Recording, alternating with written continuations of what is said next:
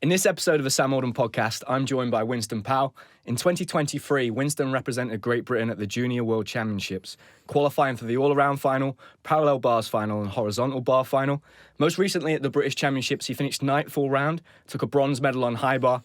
He also hosts the Game of Gymnastics podcast, and this is his story. Winston, thank you for joining us today, mate. I'm really excited for this one, Winston, because it was probably about a year ago that you asked me if I could come onto your podcast. And the best thing about that is that you've kept it up. I think you're at about episode 26, is that right? There or thereabouts, yeah. 26 episodes, which is an amazing achievement, mate. Myself and Sam behind the camera, we know how difficult it is to consistently put out those podcast episodes. And I really enjoyed it, the guests that you get on. And I've had this chat with you and I've said, you're doing something that I can't do in quite a few ways. You're interviewing those younger, talented athletes that maybe I don't know, and you're bringing their stories to light, and you can connect with them because you're at the same place in your own journey, and you're also an athlete that's still competing. I'm retired.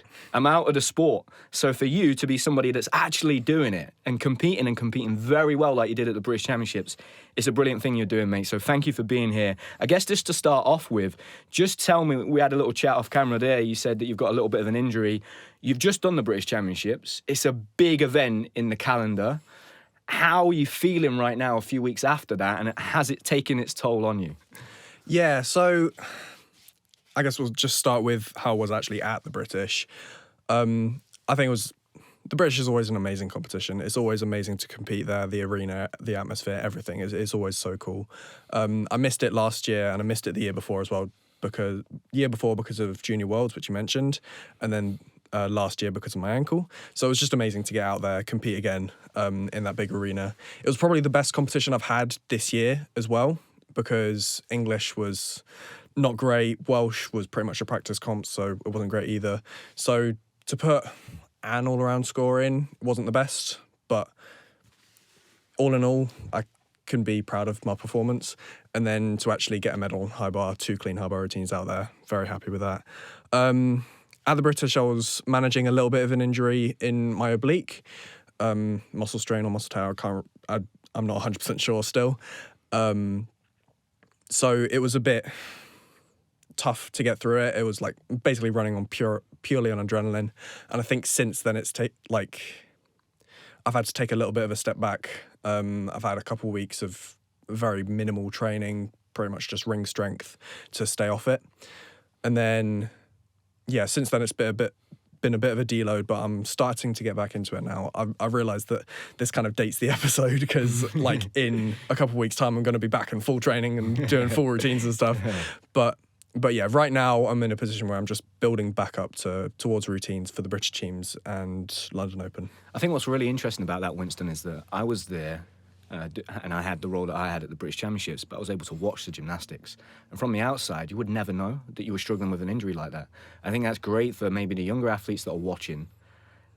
There were probably moments over the course of the last few days going into that competition and maybe through that competition, particularly the fact that you competed in the high bar final last event at the weekend, where you could have pulled out, right? And there would have probably been justification for that. But if you had done that, you wouldn't now be sitting here with a bronze medal at the Masters at the British, which is something I imagine when you were a younger gymnast, you would have dreamed of. So just talk a little bit about how difficult is it sometimes to make that decision between, okay, the smart thing here is maybe to pull out, but actually, if I push through, and I hadn't have pushed through, I would have never known what I was capable of. It's a really interesting kind of point, isn't it, that? Yeah. Sometimes I've seen athletes, and maybe been guilty of it myself, where I've maybe stepped back or I'm not going to say take the easy option, but I'm trying to think smart and logically. And actually, sometimes you have to just push through because, none of your competitors will have known that you had an injury, right? But they were probably also going into that competition not at 100%. How important is it when you're competing in a big event like that to understand in your head as a young athlete, I'm probably never going to feel 100%. And maybe at the Olympic Games, I turn up on that day and I'm only at 75, but I have to know that I have it within my capabilities to push through that. Yeah. So I'm a very logical person. I will always rationalize things and do what I think is best. I work a lot with my head rather than my heart. I knew going into that competition that I needed to do a clean routine. Like, I needed to get through that routine. There was no real other option. Like, it was the British, it was a final, it was a pretty big competition. Yes, it's maybe not the biggest I'm ever going to do, but it was a big stepping stone to go forwards. Maybe in a smaller competition, maybe if it was like London Open and I was in that much pain, maybe I would have pulled out. So for me, I have to always weigh up the situation that I'm in as well. That's a big part of it. Because I was in so much pain, I was pretty close to dropping out just because of how much pain I was actually in. But everything is just as easy to do as it is not to do. And I'll be honest, in that routine, I didn't feel anything really because the adrenaline was going, because I was so focused on the routine. You don't feel anything really. But you have to weigh up what you're gaining from it, what you're losing from it. And in that sense, it was, I'm gaining the opportunity to go through clean, get a clean routine done, and maybe get selected for an international for my high bar. And what am I losing? Potentially another couple of weeks of recovery. But in the grand scheme of things, that's not as bad versus the opportunity that I gained from it. So it's always like calculated risk, right? Exactly, You're yeah. kind of weighing up, right, what are the potential benefits against what are the potential challenges of, if I make this worse, how much time am I going to lose? And I imagine as well, Winston, you just told me there that you fractured your ankle last year. You can probably work out whether just how serious this is on that pain barometer that goes from 1 to 10. You already get, what is it out of 10? Is it 10? Is it 9? Yeah. Is it 8? Is it 7? And I guess you'd probably say that gymnastics training being the beast that it is and how tough it is, you probably learn what your tolerance is through the 10, 15 years of training, right? So you've got a good idea. You might be in a lot of pain, but you can kind of work out from past experiences, right, can I push through this, or is this a step too far? Yeah. So I had a relatively similar experience at London Open in 2022, which was a qualifier for Junior Euros in 2022. I had a really bad back injury at that point. It wasn't really bad, but I was in a lot of pain, and I managed to push through a floor routine, and I knew it was relatively similar to that. Maybe I was in a bit more pain for the British, maybe not, I'm not really sure. But I knew that I could get through the routine, and I knew it was just as important as the other. Like, it's a qualifying event, and I needed to put something out there because I hadn't really done all the rest of this year. The other two comps I've done this year, Welsh I fell on my dismount, and English I did squat half and fell the wrong way. So I knew I needed to put something out there. I knew that that was the only option I had, really. Like, we can talk about, I could have pulled out, I could have done this, I could have done that, but I really couldn't have. There was no other option for me. And how important is it, Winston, in those situations that, number one, you have a great, effective communication relationship with your coach so that your coach can work out, because you do need somebody that's almost a step removed that can look at you and go, right, I know him so well, I know him inside and out, and we have such an open relationship that, no, Winston, I'm making a decision, you're not doing this. And also, again, like you said, there are so many people that will look at this situation maybe, and every athlete goes through this and go, well, he's got to put his safety first, he's got to think of... But the reality is, you don't do those routines, maybe you're sitting on the sidelines for another 12 months, another 18 months, and that 12, 18 months might turn into 3 years, 4 years, 5 years. So you really do have to weigh up that calculated risk, and, it obviously paid off for you, and now you're kind of suffering the consequences of that decision and having a bit of downtime. But it seems like, you're sat here today, you're not in agony. It's probably something you're going to be able to work through. So I just think it's really, really important for like athletes that are listening to this, older athletes and younger athletes, that there are times where you have to push through a little bit because you need to know what you're capable of, both physically, mentally, and emotionally, because the reality is that elite level sport is tough. It's tough. And you can't talk to any athlete. Let's take, for example, Max Whitlock, the most successful British gymnast of all time. There were times where Max competed under extreme amounts of pain. I remember as juniors, when we were like 15, 16, 17, he had a back issue where his back would completely shut down and spasm and he couldn't move and he was in agony screaming. And this was like months before the Junior European Championships. 2015, he had glandular fever. It was so bad he could barely do any training. Had to pull out of the European Championships that year. So there are these situations where you just have to test your resolve and push through, and sometimes the only way you know how much you can take is kind of pushing yourself to that limit and finding out. So brilliant, mate, to hear that little story there, and the fact that you went on to be successful in that situation and perform that routine is a brilliant story, a great example. Take us back to when your passion for gymnastics started, Winston, because clearly you are very passionate about the sport. Yeah, definitely. So I guess I'll just talk about when I actually started gymnastics. And that would be doing preschool gymnastics because my mum was working at the local gym. This was when I was living back in Bristol. And I was just already going there. My sister was already taking classes. So I just started doing preschool gymnastics from when I could walk, basically. And I just never really stopped. I never really stopped enjoying the sport. I never really stopped enjoying training, mostly. Competing's always been tough for me, I'll be honest. And putting my hand up and the nerves and everything like that, it's always been tough. But learning to love competing, learning to love every aspect of gymnastics it's been fun. It's been really fun. Who were those initial influences on your career, Winston? Was there like a first coach? Was it maybe when you made that move to Birmingham and you started to meet the team there? What were those first influences on gymnastics where you thought like, whoa, this is like, I could see myself doing this, not just for fun as a kid, I want to carry on and progress and get better? Yeah, I guess one of the biggest things was the move to Birmingham, meeting and training under my current coach, Luke, and I guess now ex-coach Lee, because he's now becoming national coach.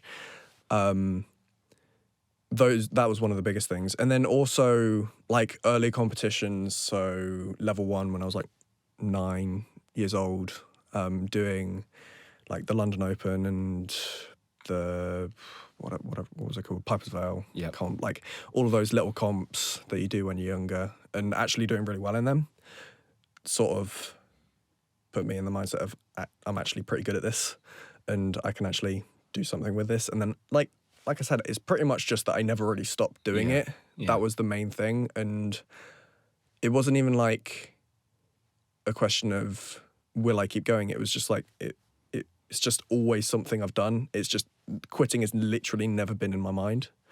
And I honestly couldn't tell you why, but it's just never even occurred to me.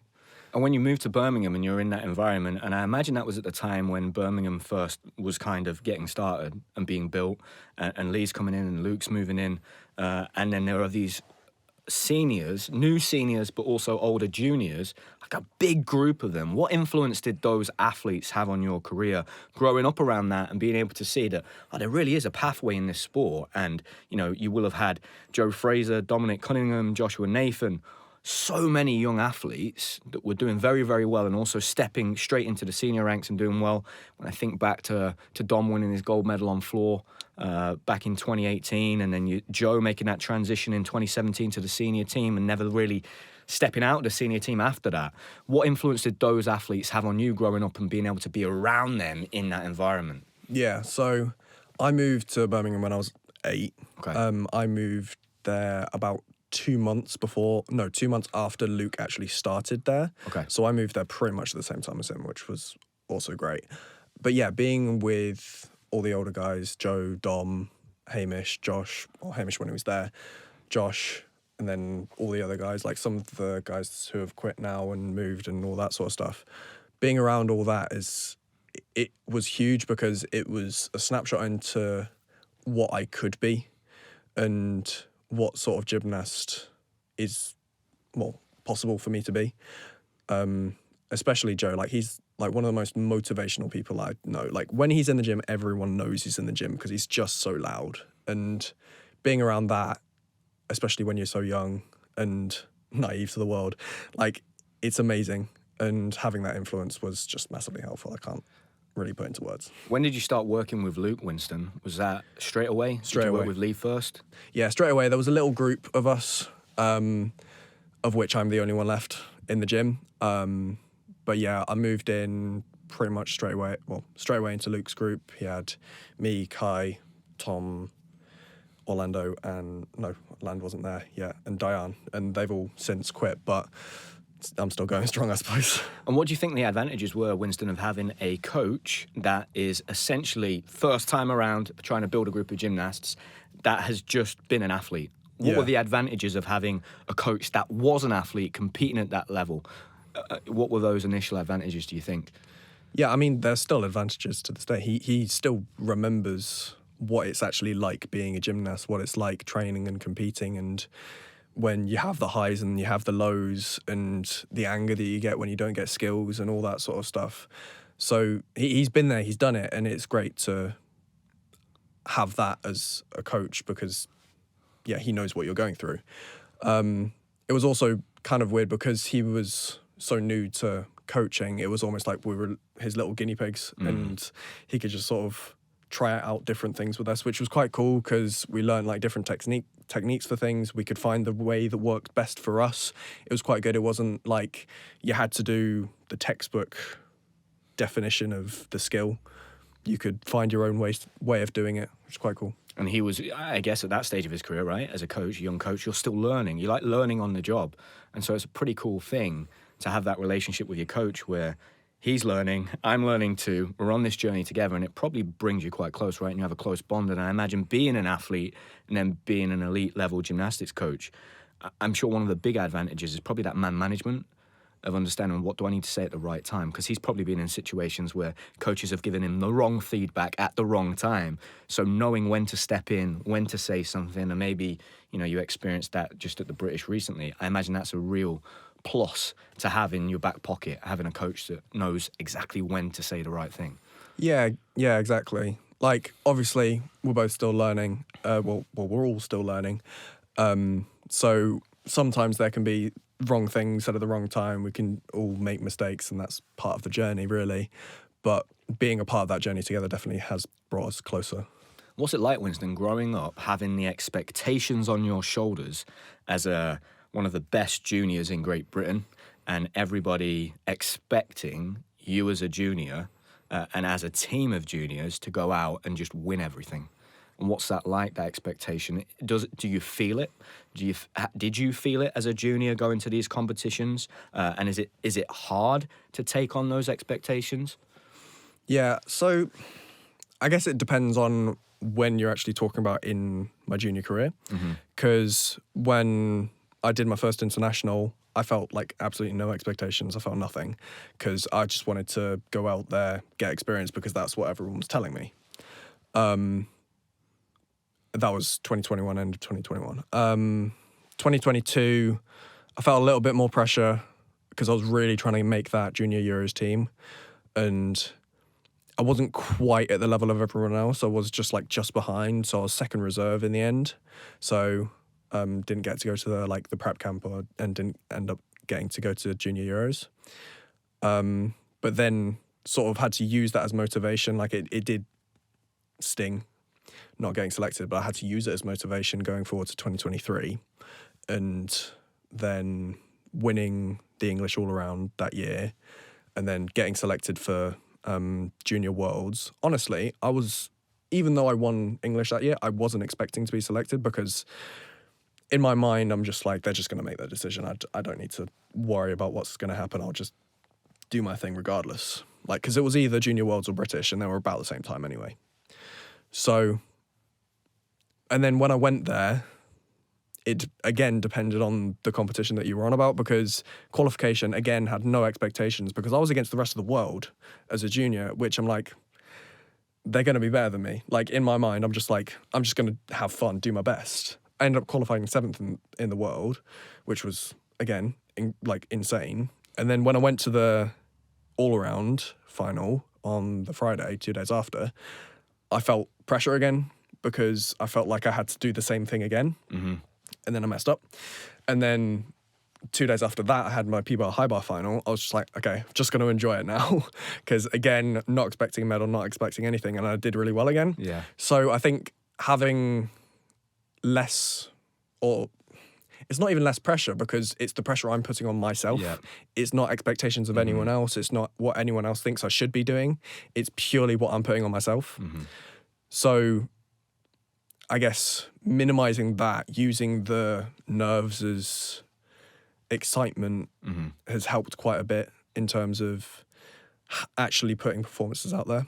How important is it, Winston? So you spoke there about missing out on a junior European team in 2022. Yeah. And you used that as positive fuel to motivate you. And obviously you were able to turn that into positive fuel because you made it to the Junior Worlds in 2023. But in that situation, there are kind of two pathways that you can take, right? You can use that as, you can go, okay, right, I'm going to make sure that next time I am on the team.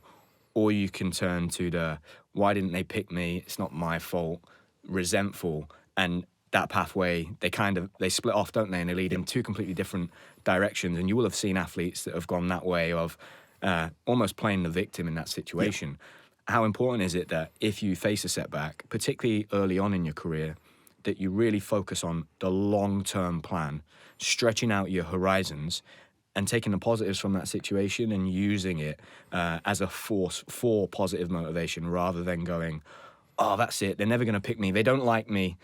Does that make sense? Yeah. So first off, I will say that for me, it's okay to start off going in one direction. Like, even if it's the wrong direction, it's okay to start off going that way, because that's kind of what I did. I started feeling like they're never going to pick me, I'm not good enough, all that sort of stuff, because that's natural. That's a natural reaction. It's not. But when you're in that situation and you're presented with these two options, and like you said, these paths diverge massively, you can sort of wiggle back to the right sort of way. And it's just about using that fuel as, or that situation as fuel to go in the right direction, because it's going to be fuel regardless. You're going to go somewhere with it, regardless of what you choose to do with it. It's just the direction you choose to take. And for me, because I'm such a logical person, I'm thinking, what is the right thing for me to do in this scenario? Like, what am I going to gain from this option? What am I going to gain from this option? And there's nothing to gain from blaming other people and thinking that you're not good enough and worrying about what could have been, because that's not practical. It's not useful. So for me, it was just sort of realizing that there's no point in me doing this. There's no point in me worrying too much about this situation. All I can do now is use it as motivation to make the next team and the next team and the next team. And if you get complacent and you start blaming other people, you're never going to get that. Yeah. And you finished 7th all around in that qualification event, so you're 7th best all around gymnast in the world, which is an amazing achievement. What qualities do you think you bring to the table as a gymnast, Winston?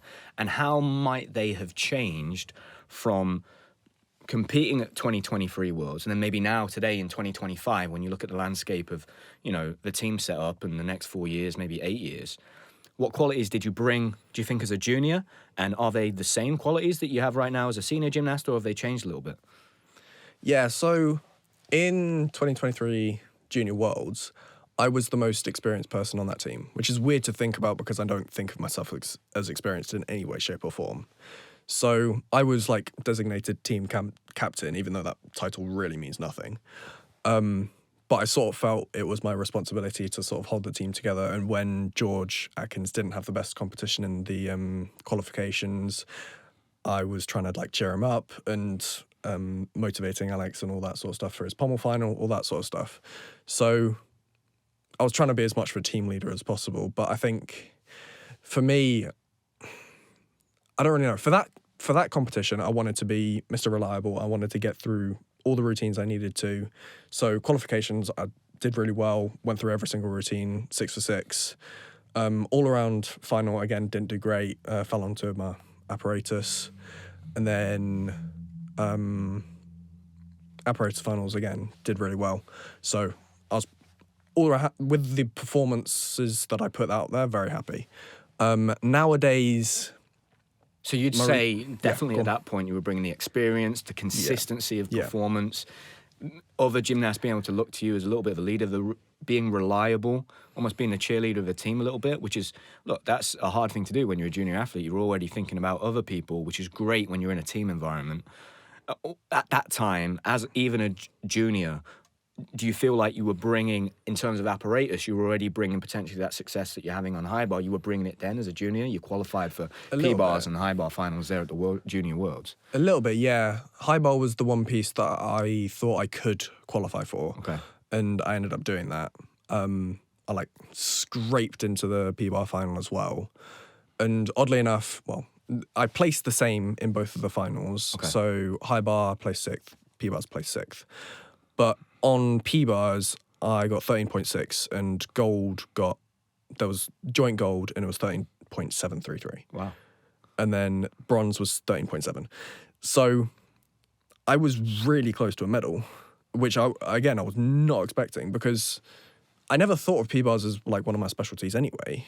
Like I just happened to have a really clean routine. It was just really consistent. Well, except for all around, but we don't talk about that. So yeah, like I wasn't expecting it, but that ended up being something that I brought to the table because I thought of George and Alex as better P-bar workers than me. Yeah. And yet I was the one who qualified. Like Alex had a bit of a wobble on his P-bars in qualification and then George as well. But I was the one who managed to qualify and competition is just like that. Anything can happen. Yeah. So now I'm really focusing on P-bars as one of my options as something that I can push for. Haven't done great this year in terms of scores and stuff. Welsh was okay, but every other comp I've done has been bad. English, we definitely don't talk about. So yeah, it's working on like my underbars, especially under summies and giant DMs, which I've just learned I can do as well. So you feel like pushing on them. that now you're just continuing on that pathway that you kind of set out on as a junior gymnast. It's the same thing that you're bringing to the table. And look, you know, to bring a high bar routine to the table right now, currently in Great Britain, is very valuable. Yeah. We're not a great team on high bar at the moment. We need to be able to put up 3 real strong scores on high bar. So to be bringing that is brilliant. Like, what a great thing, what a great asset that you've got. And I'm sure you're sitting in this situation where you are now going, okay, I can see the lay of the land.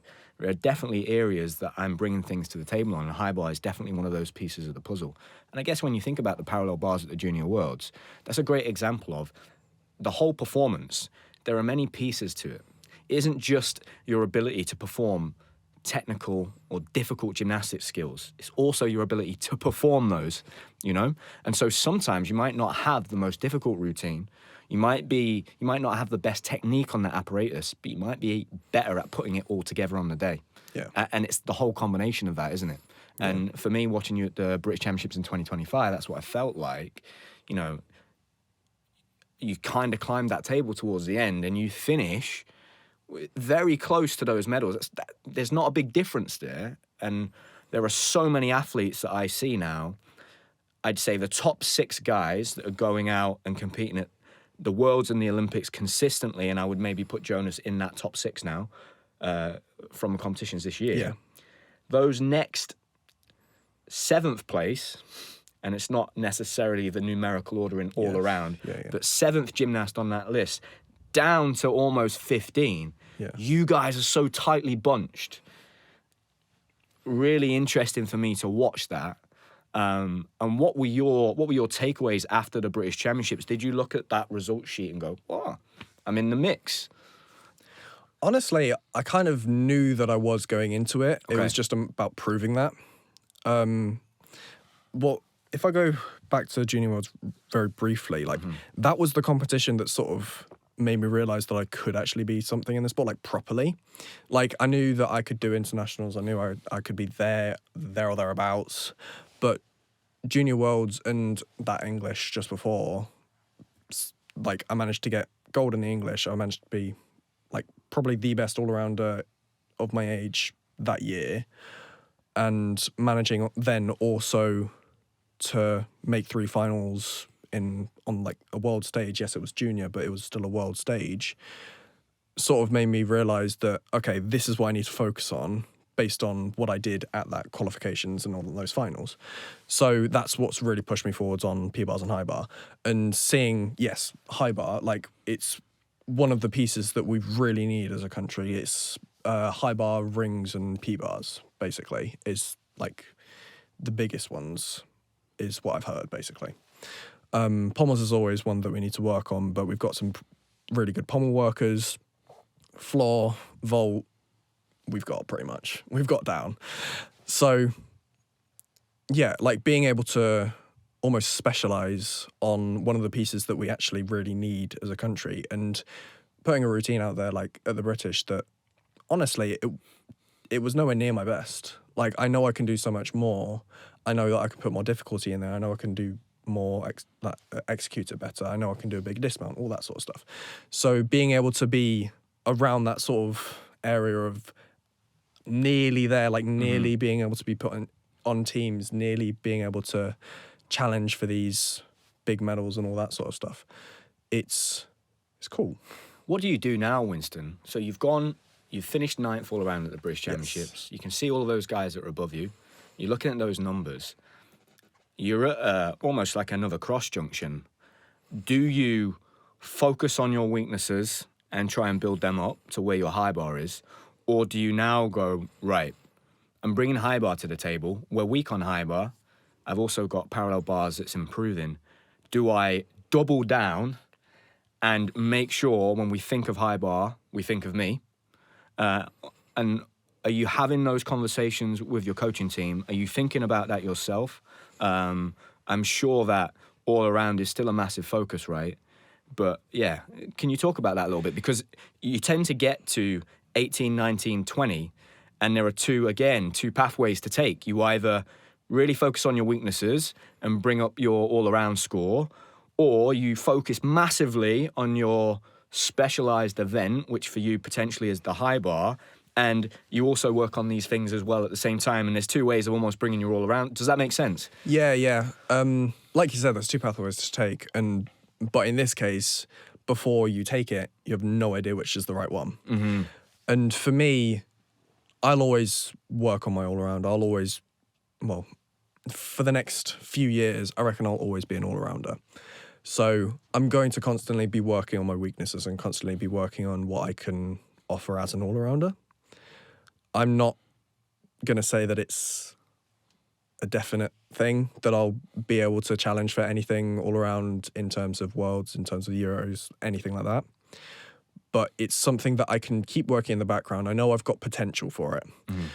But for me, that is keeping a consistent floor and potentially working on a slightly bigger vault, but not anything huge.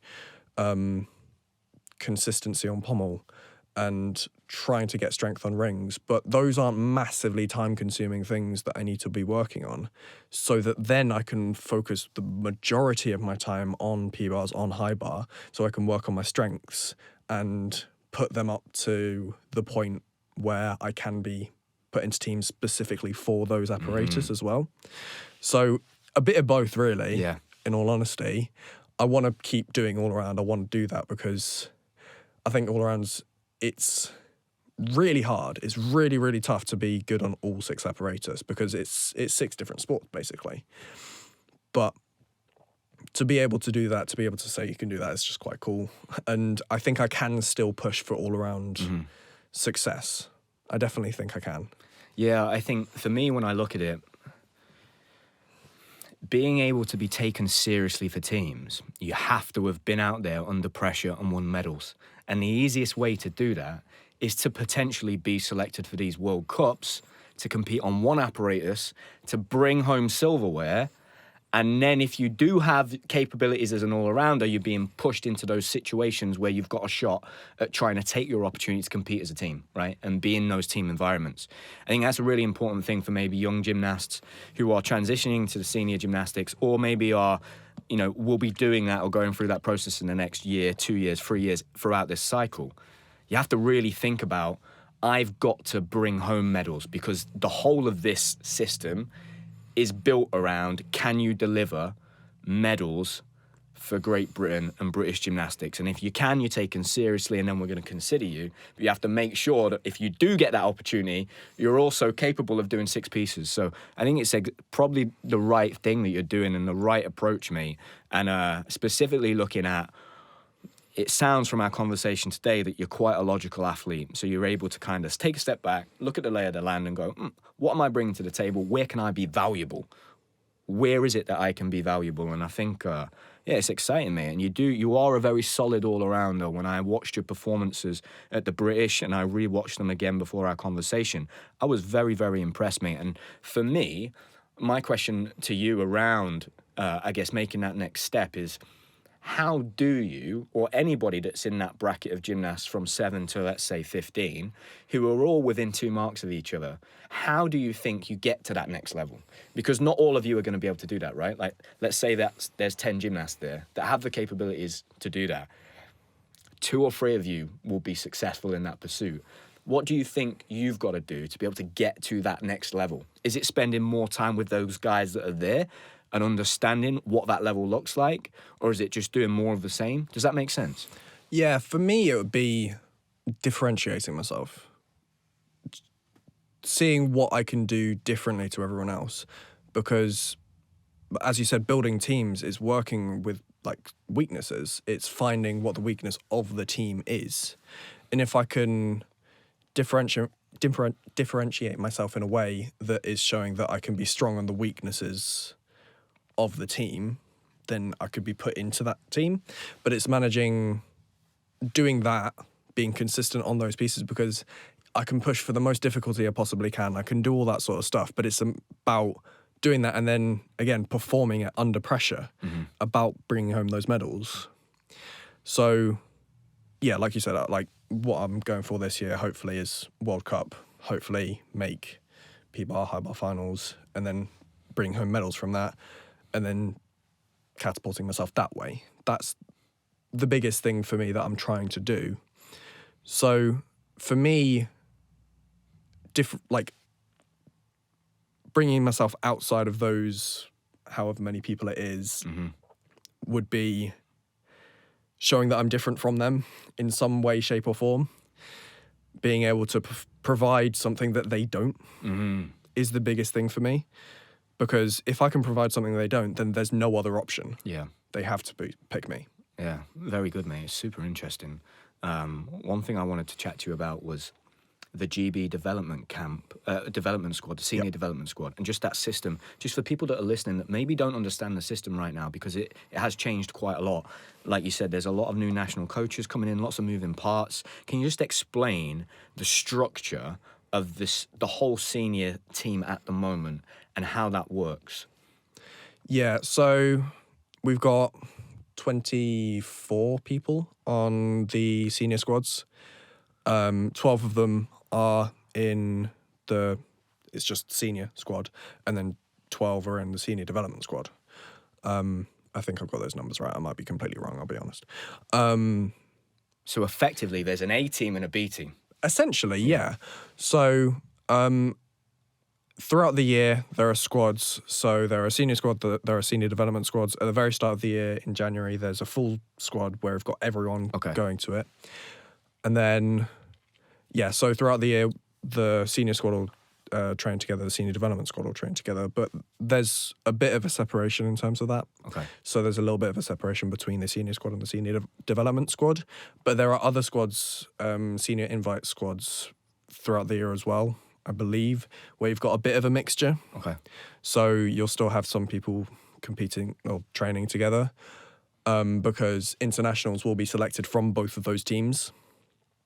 So they'll pick from, both of those teams.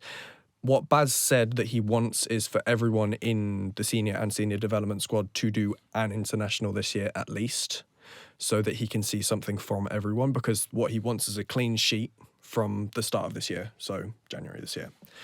And so he only wants to go off of performances from then on, so he can judge everyone equally. Okay. On a even playing field. Yeah, really interesting, mate. And the breakdown of those 2 squads, A team, let's say, call it the A team, the senior team, they're all funded? Not necessarily. There is one that isn't. Okay.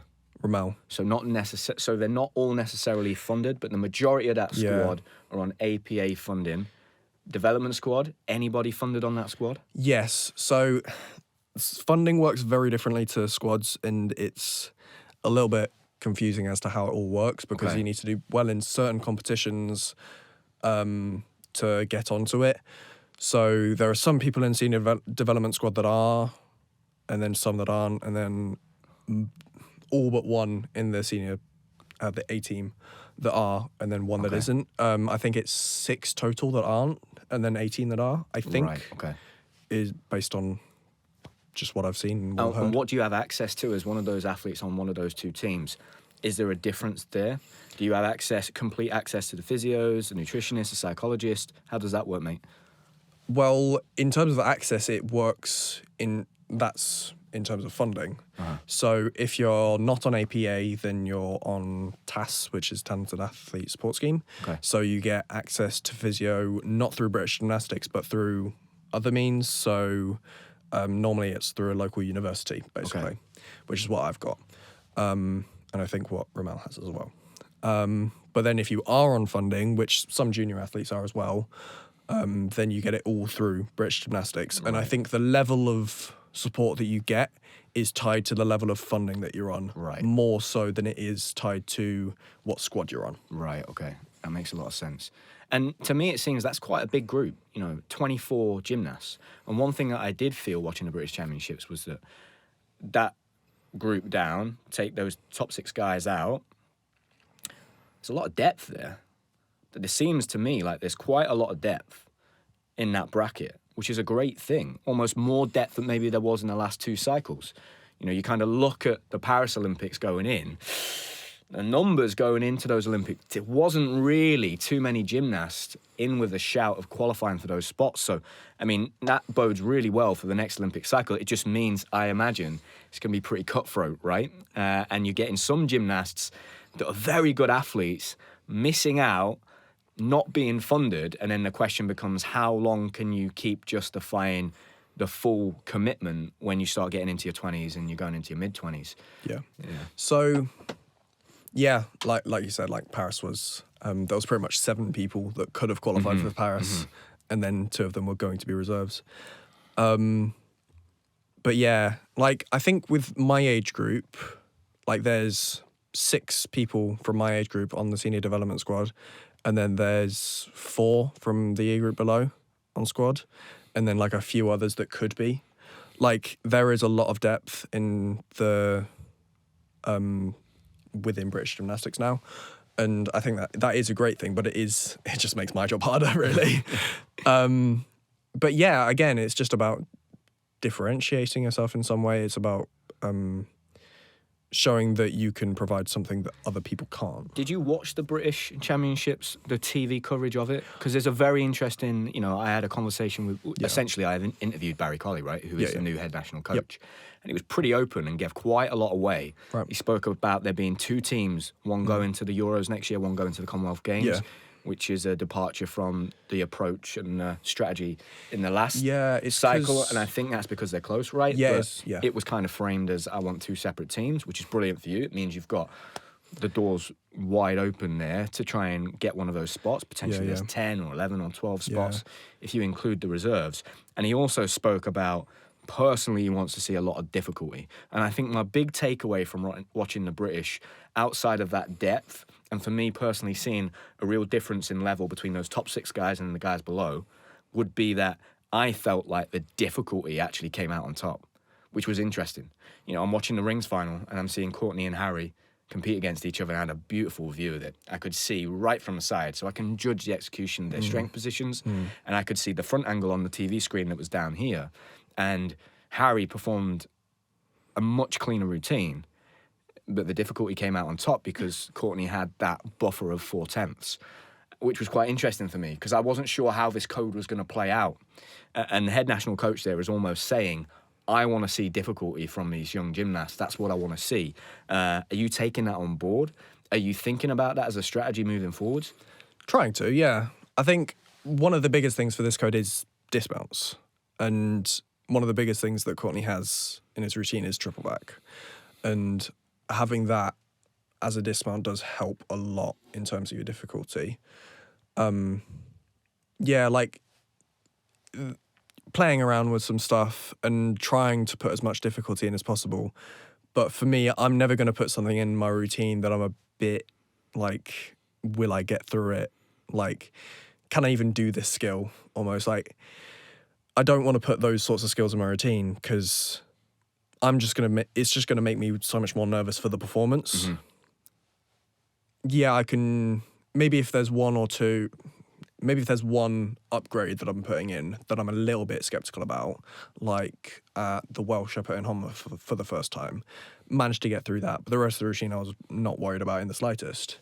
So I managed to get through the rest of the routine fine. And if I'm consistent with a certain combination, then I can start actually considering putting in a routine. But yeah, I'm trying to put in difficulty. I'm trying to upgrade. I'm trying to put in bigger dismounts, all that sort of stuff, especially in high bar. I guess it's great to know what the person running the program wants to see, right? Because it gives you a bit of a blueprint, and you can almost see that, and that's really helpful because sometimes you don't get that, do you? From the essentially the guy that's dictating the direction he wants the team to go down. So I think that for me, for any of the athletes listening that haven't seen that coverage, and this isn't in any way, shape, or form a self-plug, although it sounds like it, but I was listening to him talking, going, this is amazing. He's being so open and honest. I wouldn't be this open and honest. Like, go and listen, because he's literally telling you what he wants to see. So, that was a really interesting little insight there.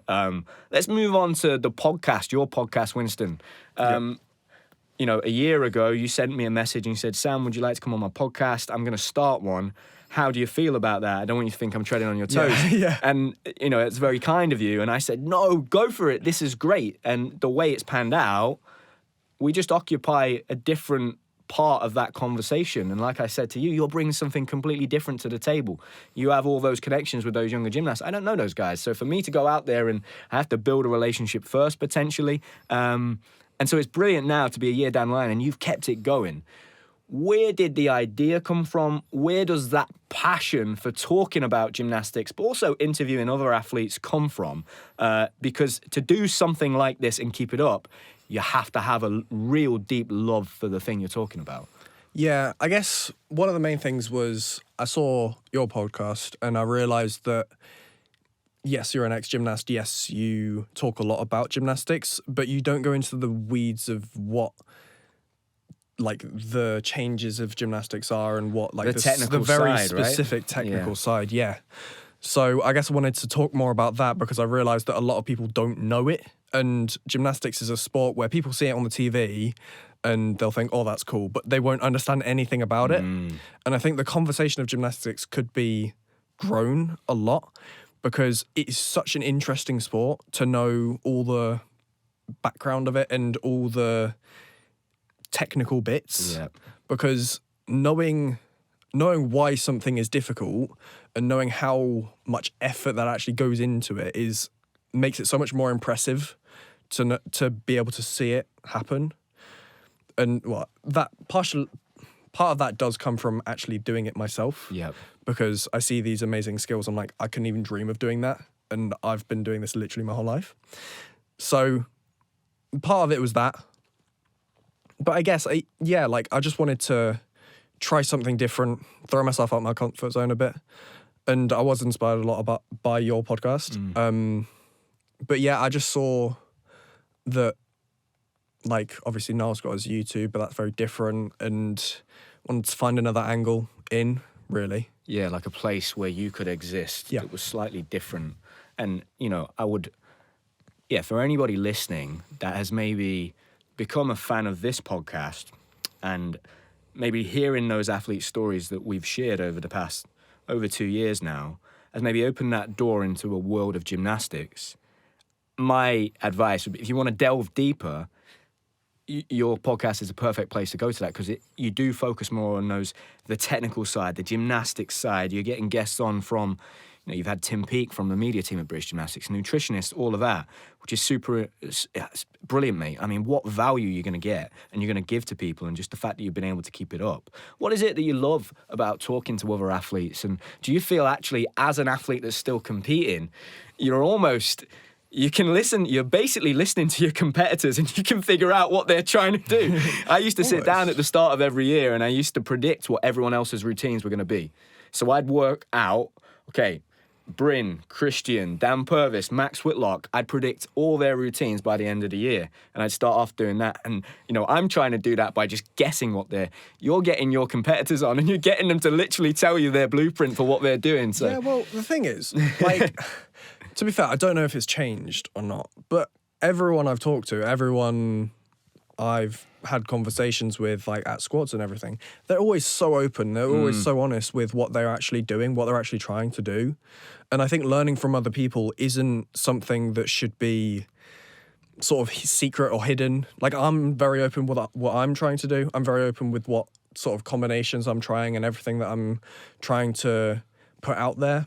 Because I don't think this sport should be something where you're constantly trying to undermine your competitors. It should be collaborative. Mm-hmm. Because if everyone's got that information at their fingertips, if everyone's got that, then everyone can be competing at their best. Yeah, and ultimately, right, like the cream is going to rise to the top. Yeah. And you should back yourself to compete against anyone with everybody having all the information, right? Like that's kind of like the premise. What have been your biggest takeaways, Winston, from sitting across from particularly the athletes and the gymnasts that you've interviewed? And some of them have been retired athletes, some of the athletes that we've had on the podcast here, but a lot of them have been the younger athletes. Me and Sam have sat here over 2 years now, 100 episodes, and we've all kind of said it's the same story, particularly from those retired athletes. What's been the big takeaway for you from listening to maybe those younger athletes? One thing that you go, yeah, I'm hearing that time and time again. What is that if you were to pick it out? Well, in terms of like the technical bits, it's all pretty similar in terms of execution's going to be more important and big dismounts, all that sort of stuff. Like, that's the common theme in terms of like the technical part of it, because like 8 skills going down need to really focus on like D-value elements is pretty much going to be like the minimum at this point for like all the skills in your routine. Mm-hmm. Obviously some apparatus is a lot harder to do that, like rings is quite hard to do that, and high bar is quite hard to do that, like that sort of thing. But in terms of like the overarching conversation, I do find that everyone's a bit different. If I'm talking to gymnasts over and over again, I will sometimes get a bit bored of hearing the same thing over and over again in terms of the technical aspects of it, because at the end of the day, we're all gymnasts and we're all trying to do the same sorts of things, and the code only covers so many different things, and we'll only be focusing on so many different things as well, and the changes and everything like that. So the things like you need to be D-value plus on in-bar elements on high bar, that sort of thing. Like, that's a pretty big focus for a lot of different people. And there will be a pretty standard, like, almost script of an answer. Script, that yeah, comes up like again and again in terms of the technical side. What about the outside of that? Because the big takeaway for us is that there are a lot of retired gymnasts that have a lot of pain, resentment, and have 100% been kind of left to the weight side when they've retired. But we're interviewing guys that have come away from the sport, right? Is there a takeaway from the young ones that are still in it, that everybody's got a similar feeling? I think one thing that surprised me of having some of the guys in the last Olympic cycle that were still competing, some of those top guys, they all kind of came to me and said, we've now got those medals. I've got a world medal. I've got a European medal. I've competed at the Olympic Games. Where's the fund? Where's the money? Where's the sponsorship? Like, I thought this was it. I've made it. Is there anything that comes out as a theme from those gymnasts you're interviewing that are around your age, 17, 18, 19, 20? Is there anything that sticks out to you? You're like, yeah, it's kind of a similar story here. I guess kind of similar, but in a different way. Obviously, there's more now. There's more in terms of social media and all that side of things, and there's more opportunities for sponsorship. That's all true. But I think in terms of how everyone's feeling in terms of the sport in general, it's very flexible and it can change from day to day. Like for someone who's actively doing the sport, like on one day you can be like, I hate this. Like this is the worst thing in the world. I don't want to be going through pain right now. I don't want to be training right now. I don't want to be pushing my body to the limits. But then on other days it can be like, this is the best sport in the world. And this is what I want to be doing the rest of my life.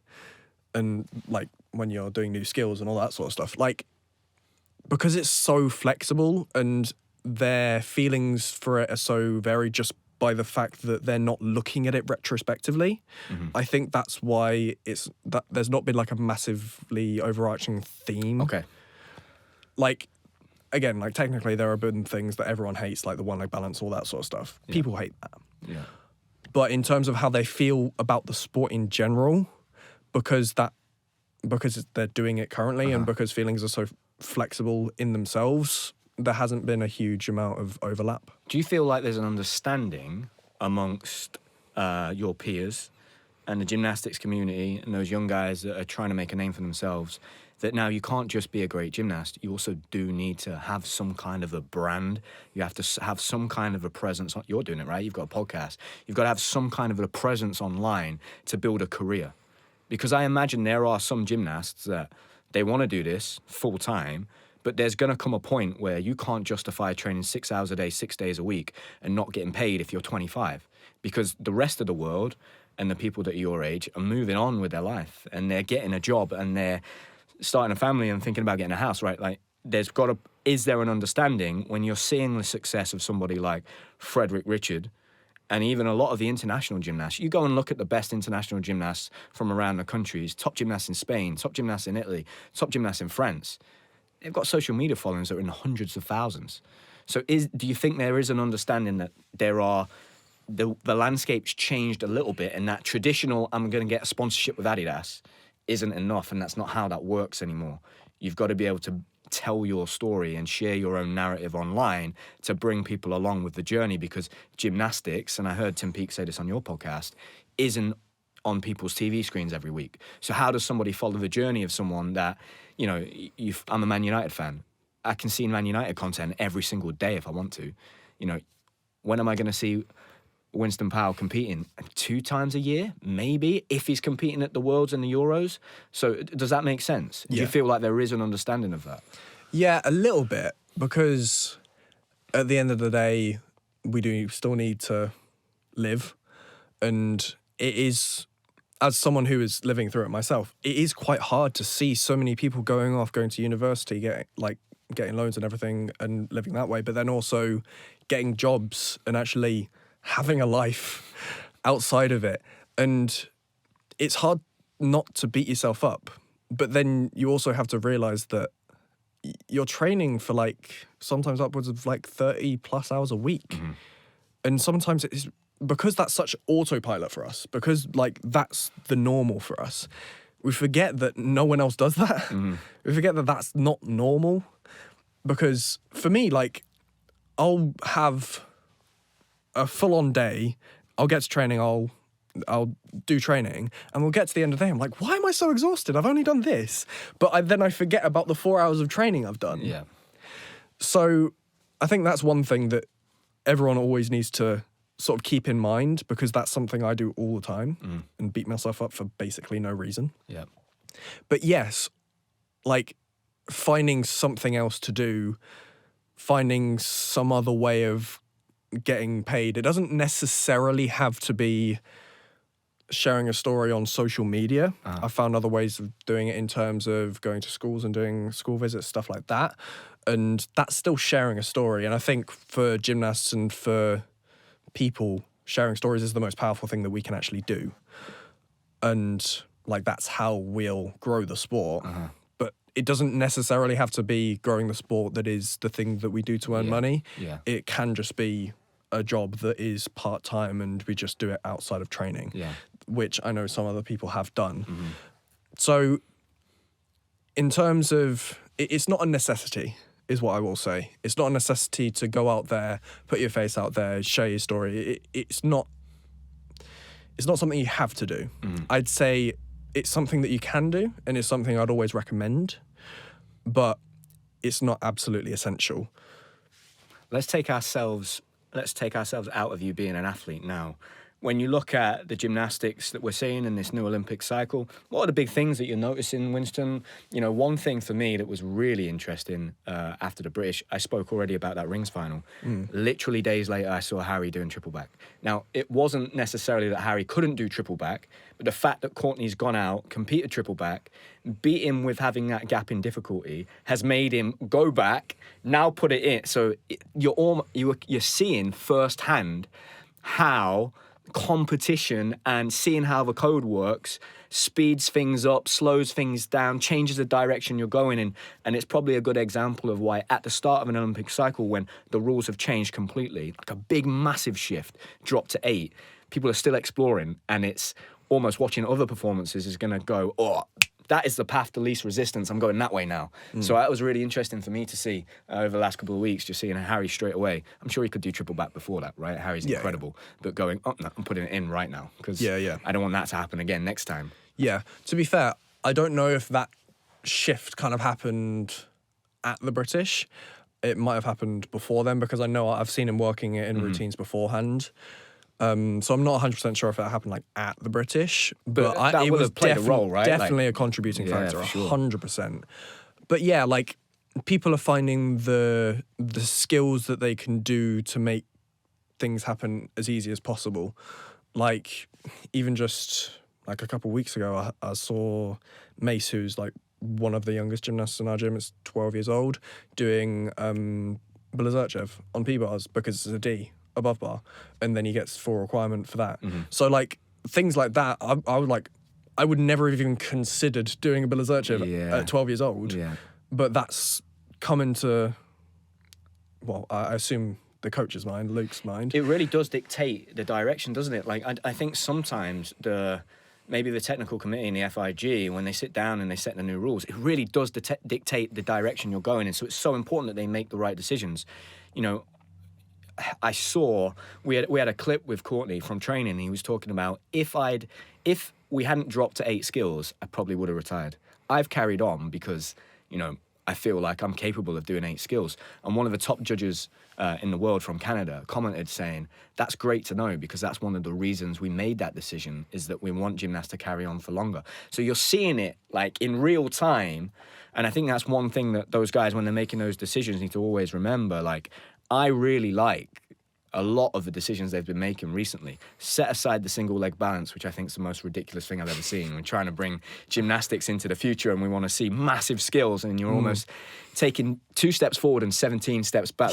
I'm sure that'll get taken out. Yes. Even fans. I actually spoke to, what's his name? Oh, God. President of FIG. Andy Toombs? Andy Toombs, yes. He came to our gym very briefly, but he said he's working to try and get rid of it. Because even people that don't know gymnastics looks ridiculous. If not get rid of it, at least change it so you can do something else instead of it. But that would be good. I don't think it's a bad thing to go, right, we made this change, it didn't work, let's just reverse. Yeah. Because sometimes, a bit like you said, like that secretive, being stuck in your own ways, not wanting to collaborate, no, just, it doesn't work, it's fine, change it. And I think people have more respect for those when you're able to go, we made a mistake. Yes. We'll change it and we'll pivot and go in a different direction. But generally, on the whole, I love the decisions that they're making. And I think putting that emphasis on dismounts, I mean, for a fan, it's amazing. Yeah. I want to see triple backs, and I want to see big dismounts and new skills and big skills. I think for me moving forward, if they do want to add like an artistic element, I would think of a way of adding an originality element. I don't know what that might look like.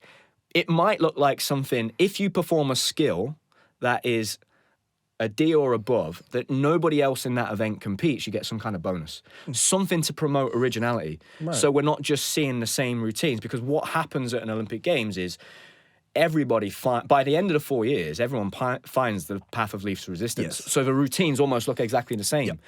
I think if there's a way that you can add, not, the artistic element, I get it, and that will come from the execution, right? And it comes down to things like even like line of hands. And it will happen because there are 8 skills and everybody, like you're doing, needs to differentiate themselves. So style and execution will come into it.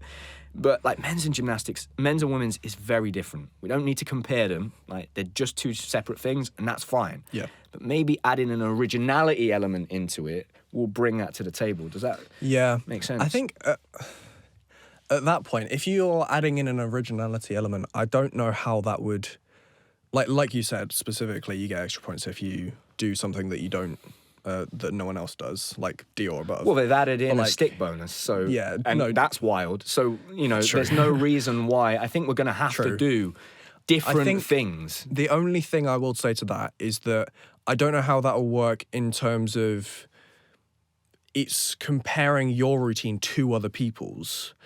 And I think gymnastics, because it's such an individual sport, I think it works quite well because you're only based on your performance. But you wouldn't be necessarily you're just judging what you see. And if there's some kind of a rule in that promotes originality, it's just great if you're going to see somebody do a pagan rather than seeing 7 people do straight catcher, straddle catcher, and a Kovac. You get to see a pagan. And there's just a 1/10 bonus for doing that. And it just promotes. And the best guys on those apparatus are so close anyway that it's just a way of setting the routines apart, making it a bit more exciting, seeing different skills.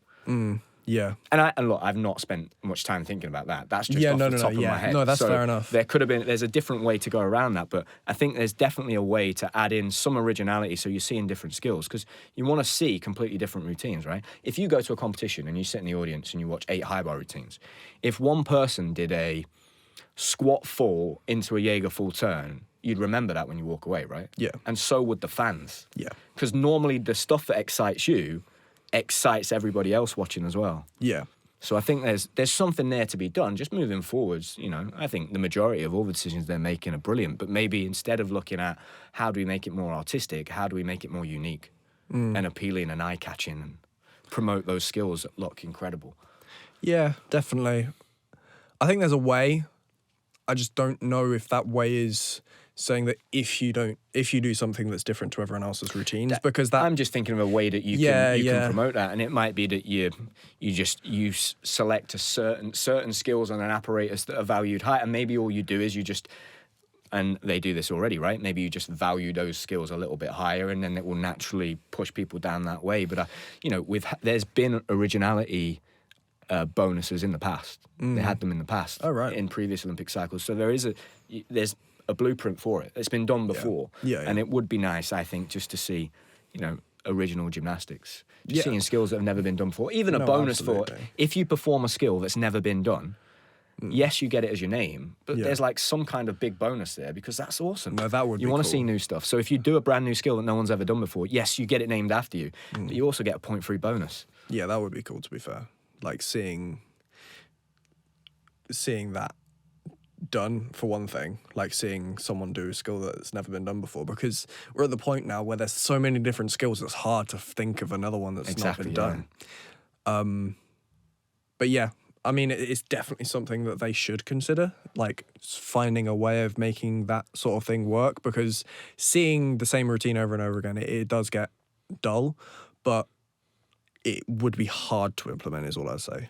Do you know, Winston, about the mixed team that they're going to have in LA? Yes. I know that's just been announced. Can you explain that a little bit for people that are listening? Because I don't have a good or a deep understanding of it, because I've just not really read too much about it. Yes. But it's obviously a big change. So I believe what will be happening is there's one male gymnast, one female gymnast selected that will go to the mixed team event.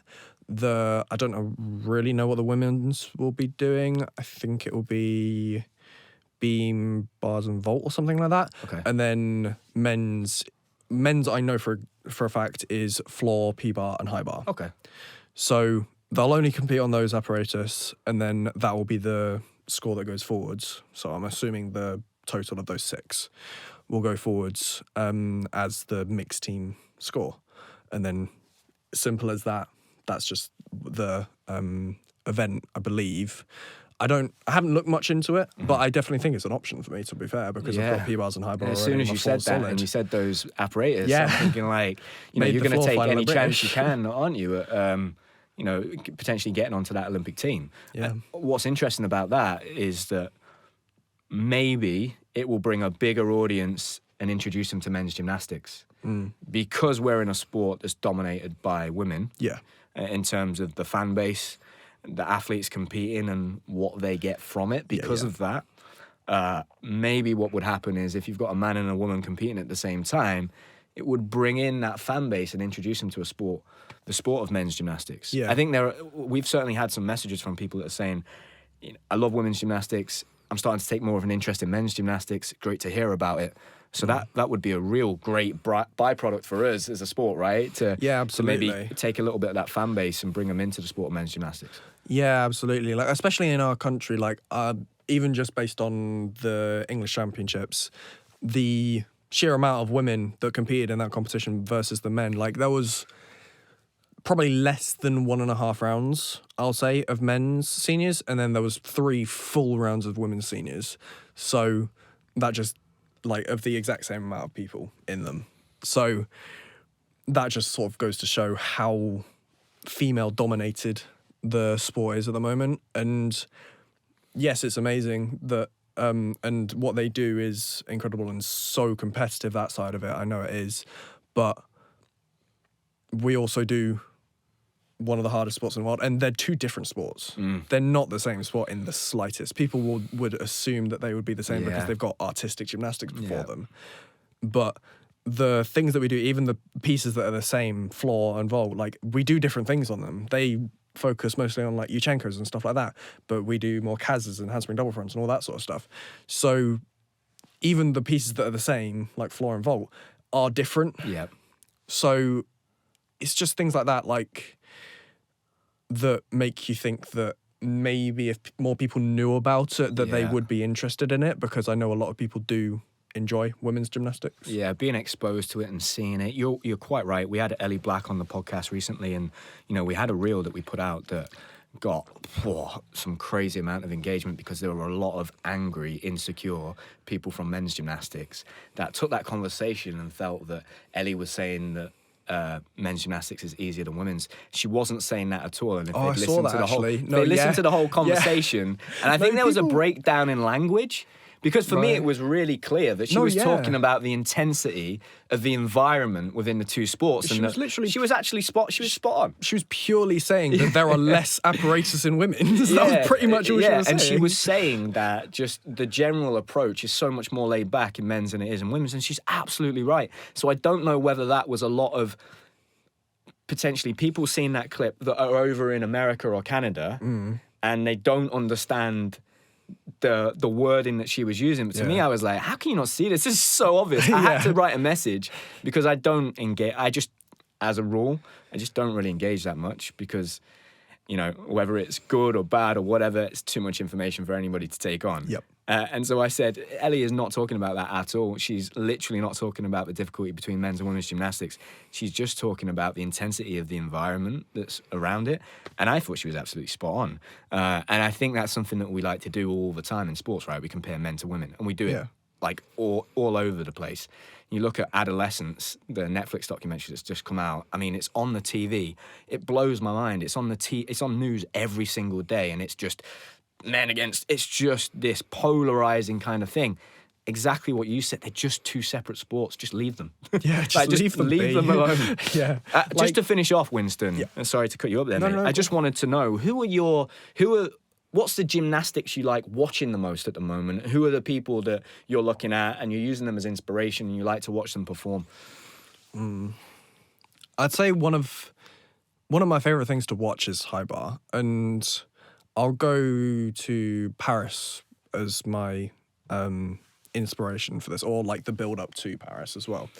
I think the Chinese Taipei gymnast Tang Xieheng, incredible to watch. He does Winkler, Wallström. No, he doesn't do Wallström.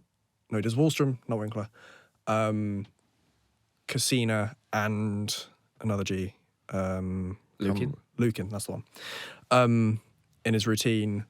and he's now upgrading his dismount as well. Like, if he can do that, I think that would be a spectacle to watch, and the score would probably be insane on that one because he connects half of them as well. And he does squat half Lukin and squat full Wallstrom. So that's one thing that I'm excited to watch, I would say. In terms of, like, I want to pick out a British gymnast, I'll be honest. I think, like, Luke Whitehouse is, like, one of the best ones to watch on floor. And that is a highlight of the British for me, like, watching that routine. Like, that floor routine in the final was, like, as close to perfection as I think it possibly could have been. And, like, I was sitting with Jacob at the time, Jacob Edwards, who had done his routine, I think it was, like, 5th up or something. And he was in the lead at that point, and Luke was last up. And I was like, he's in with a shot, And then he did his triple back, and I was like, no, he's not. Because, like, as soon as you see him do anything, like, you know he's solid. You know I he's think, on. like, watching his routine, for me, it's such a well-rounded routine. You see everything.